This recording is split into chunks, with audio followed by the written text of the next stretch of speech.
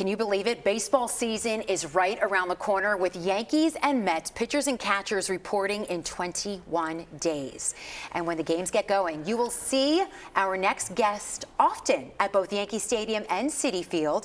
Major League Baseball umpire Phil Cuzzi is joining us now. He has been behind the backstop and patrolling diamonds throughout the league for nearly 3 decades, Phil, right? This year is going to be your 27th season in Major League Baseball. Welcome to Sports Extra. Very good. Thank you very much. Thank you for the invitation. It's hard to believe that much time has passed because I can't tell you where the time goes, but here we are 27 years later. And we're going to get into the baseball season and your job, but you are here for another very important reason. For 21 years now, you have been holding a gala, a fundraiser, a charity event for the Robert Luongo ALS Fund. It'll be held next Thursday, January 30th at Nanina's in the Park in Belleville, New Jersey. But tell us the history of Robert Luongo and how this fund started. We were just always together. Robert was our go-to guy, captain of our football team, and went to Harvard grad, played football there, and he was just our guy. And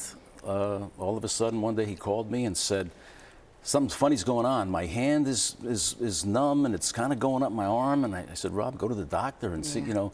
Long story short, he called me a month later, a little time later, and said, I've just been handed a death sentence. I was diagnosed with ALS. And how old was Robert at the time? He was probably 40. He died at 49. So young. Yeah. Oh my goodness. And like I said, you know, it seems like ALS is linked to baseball because we know the Lou Gehrig story, of course, Lou Gehrig's disease. And you started this fund, so in his memory, and you have this dinner, and it has become quite the tradition. You have wonderful guests, like I mentioned. Of course, there's the local celebrities, a lot of Sopranos actors. Michael Imperioli was there last year when we were at the dinner. Jerry Cooney, he's such a great supporter of charities in our area, the great boxer.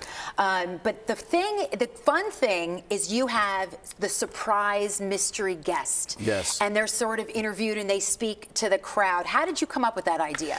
Well, it's kind of funny how we started with the mystery guest, because in the very beginning, you know, in the early years, we had Tommy Lasorda, right. And I, you know, not knowing if people were going to come, I said, we build it as, hey, Tommy Lasorda's coming. Right. So Lou Piniella, you've had. Lou Piniella, yeah. Bucky Dent, Joe Torre, Tony La Russa, Goose Gossage. So we've had a host, but the way that the mystery guest started was one year I didn't have a guest. Oh. So when people said, well, who's the mystery guest? I said, no, this year we're going to use a different format. It's going to be a mystery guest. Mystery guest. And then I said, you know, it's a fun way to go. Last year, the mystery guests there was 2. David Cohn and Tommy DeVito. So you had a local product too, you know, Giants, Yankees. David, just so wonderful, so brilliant when he talks about baseball. I actually did a little interview with them to set them up. We want to help you raise a little bit more money for this ALS fund. So Phil, this year people can get involved now with the silent auction as well as the live auction on January 30th. Silent auction is going on now. And I'm very pleased about how many bids we already have, because usually in auction people want to wait till the last minute. But for the first time, we're going to have people eligible to bet on a live auction without having to be at Nanina's, because if they don't have a ticket, they cannot. Right, they're not going to be there. So you want to still help. Yeah, on the website it explains the 2 ways that people can get involved with the live auction.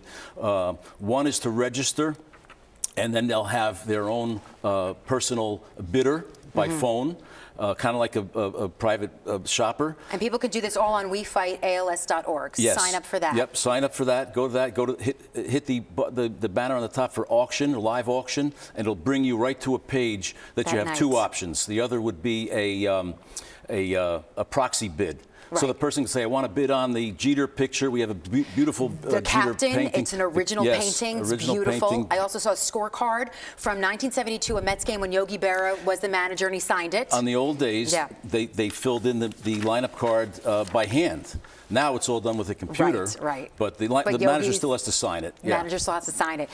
Phil, hopefully people will sign up so you can continue to raise a lot of money. I want to ask you a couple real quick fun questions. We're already out of time.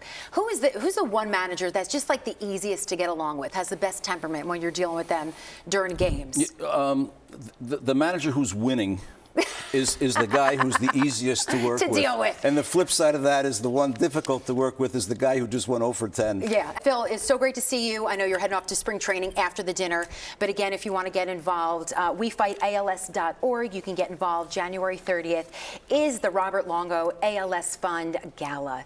Phil Cuzzi, good luck this year as well. And I hope you raise lots of money for a great cause, research, of course, and to help those fighting ALS. Yeah, thank you very much. We've given over $500,000 in just for research alone, and you know we're a small shop and we only do one event a year. So I'm very proud that we've raised that kind of money and $400,000 in patient care. In patient care alone for those struggling. Phil, thank you for all that you do with that, and Thank we you for having appreciate me. you. And Sports Extra will be right back.